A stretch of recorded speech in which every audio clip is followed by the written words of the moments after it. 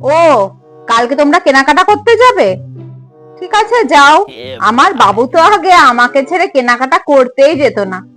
যাক, তোমার পাল্লায় পড়ে ওর স্বভাবটা চেঞ্জ হয়েছে। ঘুরে আসো, আর কি বলবো। আরে ঝোলটা দিয়ে মা কি করছিস? এখনো খেতে শিখলো না। মা, জানো তো কালকে মিষ্টি মাংসটা যা রান্না করেছিল না, কি বলবো, মুখে এখনো লেগে রয়েছে।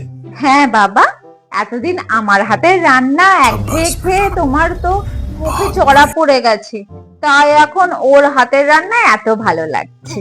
হুম, বিয়ের আগেই এই, বিয়ের পরে আর কি যে হবে তাই তো ভাবছি। এই ফোনটা দে, ফোনটা দে। হ্যালো, এই মেয়ে, সেই থেকে আমি শুনছি তুমি ওর সাথে পিনিয়ে পিনিয়ে পিনিয়ে ঝগড়া করেই যাচ্ছ।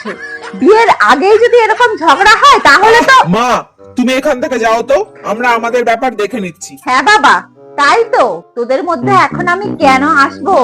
আমি তো এখন থার্ড পার্সন হয়ে গেছি। তুমি এত কষ্ট পাচ্ছ, আমি কিছু বলতে পারবো না। এখন এই মেয়ে তোমার কাছে সব হয়ে গেছে। নাও, আমি তোমাদের মধ্যে আর কোনো কথাই বলবো না। মা, তুমি কাঁদছো কেন?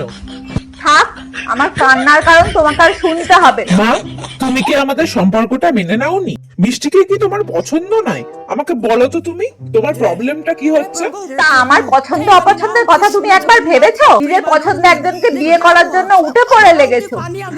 আমার পছন্দ অপছন্দ শুনে তোমার আর লাভ নেই। আর আমি কেন কাঁদছি সেইগুলো তোমাকে আর শুনতে হবে না। নিজেদের যা ইচ্ছে তাই করো। তোমাকে খুব কষ্ট করে বড় করে দিয়েছি, আর তুমি এবার লায়ক হয়ে গেছো। মায়ের আর মতামতের কি দরকার তোমার? থাকো তোমরা, ভালো থাকো।